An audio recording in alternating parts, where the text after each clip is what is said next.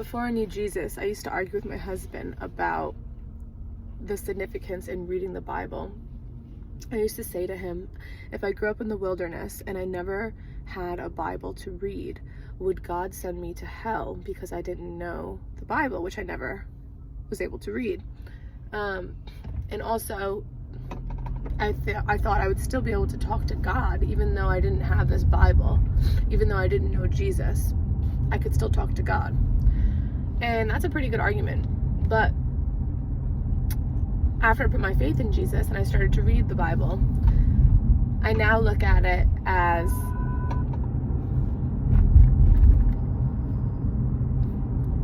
if you were growing up in the wilderness and you didn't know Jesus and you didn't have a Bible, but then someone came along and gave you the Bible and let you know that it was the Word of God, that it was written 2,000 years ago by people who were appointed by God to write His Word, who He spoke to, and you could get to know Him just a little bit better, would you not read that book?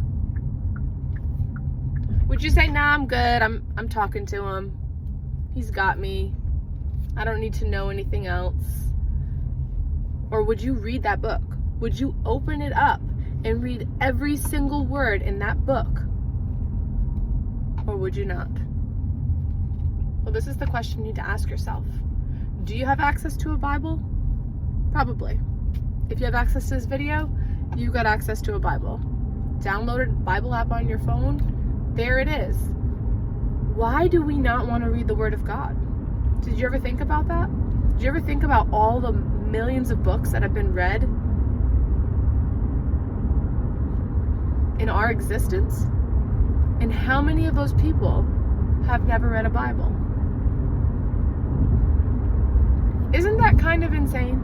If this is the Word of God, or the supposed Word of God, whatever you want to call it, why haven't we read the book? What is stopping us, if not a demonic source? If not our own sin and our own shame of what we might find in that book?